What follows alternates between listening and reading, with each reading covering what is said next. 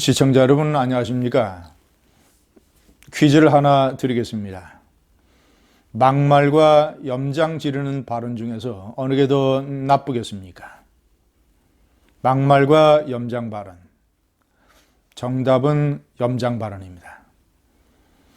막말이라고 하는 것은 대부분의 경우에 팩트 자체는 틀리지 아니하고 다만 그 팩트를 표현하는 방법에 있어서 지나치게 자극적인 언사를 사용하는 경우가 상당 부분입니다.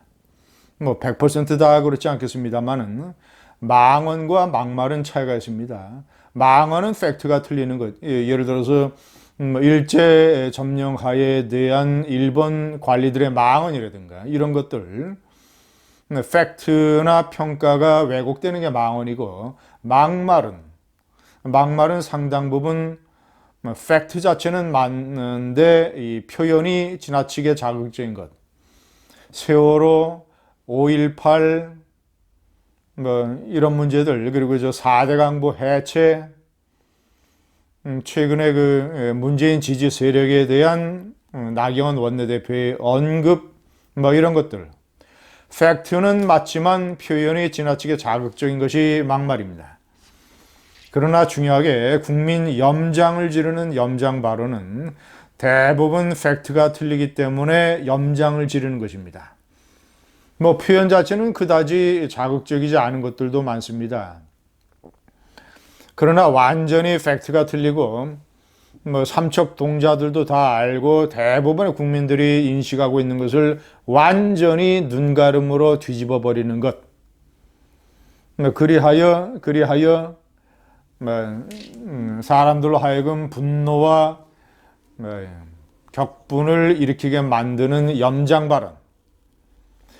문재인 대통령이 어제 수석보좌관 회의에서 일부러 청와대 직원들에게 생중계를 하는 가운데 취임 2주년에 맞아서 점잖게 직원들에게 충고 내지는 메시지를 전달을 했습니다.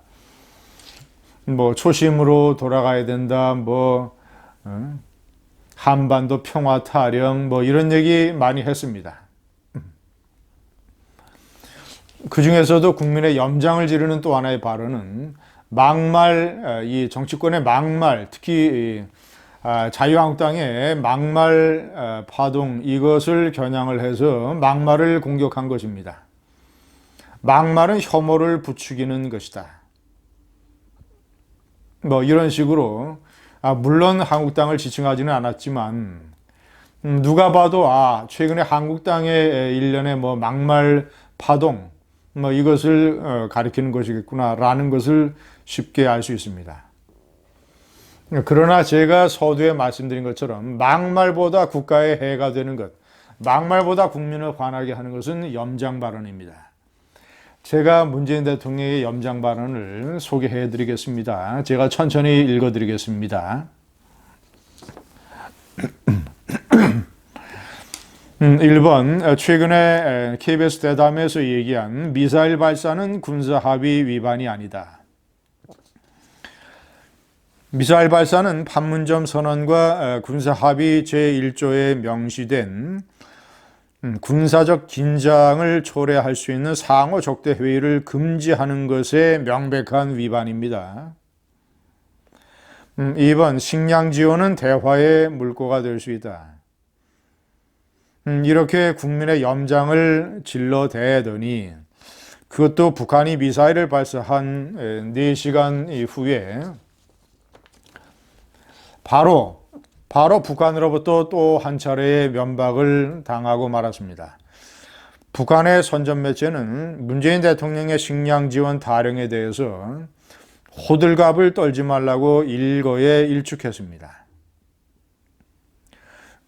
3번, 기억하십니까? 염장 발언 중의 염장 발언, 최고의 염장 발언, 김정은 답방에 대해서 모든 국민이 쌍수로 환영해 줄 것이라 믿는다라고 염장을 질러댔습니다. 4번, 역사에 남을 염장 발언. 신영복 윤희상, 호찌민 공산혁명가들을 존경을 하는 이 나라의 대통령. 자, 이것은 이 염장 발언 중에서도 역사에 남을 만한 발언들입니다. 5번 외국 순방을 마치고 돌아오는 전용기 기자간담회에서 국내 문제는 질문받지 않겠다고 아예 잘라버렸습니다. 과거 클린턴 대통령도 그렇고 오바마, 이 트럼프 대통령 모두 다 외국 순방을 가서 그 나라의 정상과 정상회담을 갖고 그 이후에 가지는 기자회견에서 국내 질문을 많이 받습니다. 물론 그 질문에 대해서 회피하지 않냐고 정면으로 답변을 합니다. 국내 문제에 대해서 국민들이 알고 싶은 궁금증이 산더미처럼 쌓여 있는데 아예 대통령이라는 사람이 국내 문제는 질문받지 않겠다고 잘라버렸습니다.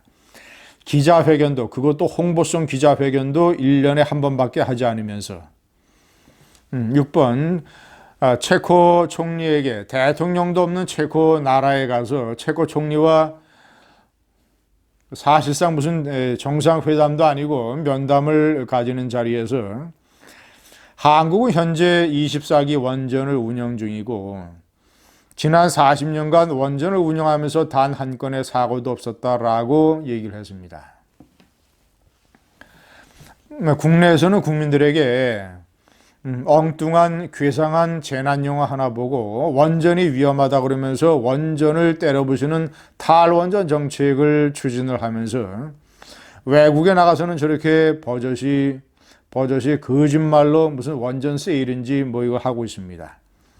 제가 지난번에 또 하나의 염장 발언으로 소개해드렸던 산불, 이 산불의 사실상 근본적인 원인이 탈원전 정책 때문인데 산불 피해민들에게 가서 각종 무슨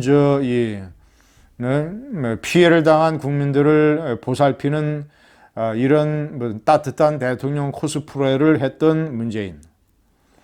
7번 대통령 연두 기자회견에서 악플에 시달리는 기자에게 조선일보 기자가 조선 비즈 기자였죠. 문재인 대통령 정부의 정책을 공격을 하면 지지 세력들로부터 이런 험한 어떤 댓글이나 문자에 시달린다. 이런 기자에게 나는 생각이 같든 다르든 유권자인 국민들의 의사표시라고 받아들인다. 기자분들께서도 담담하게 생각하면 되지 않나 싶다라고 사실상의 범법 행위를 보호하는, 옹호하는 그런 염장 발언을 했습니다. 8번 탄핵이 기각이 되면 혁명밖에 없다. 이 촛불 염장 발언이 대통령이 돼서도 촛불 그림을 대통령 본관에 대문짝맞게 걸어놓고 외국에 나가서도 촛불 얘기를 하고 대통령 취임사에서도 촛불 얘기를 하고 천만 나면 촛불 얘기라는 촛불 염장 발언의 시초가 탄핵이 기각되면 혁명밖에 없다입니다.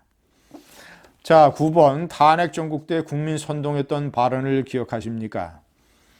통일 대박, 개성공단 폐쇄, 사드 배치, 박근혜 대통령의 이런 정책들, 이것이 전부 최순실 작품이란 말입니까?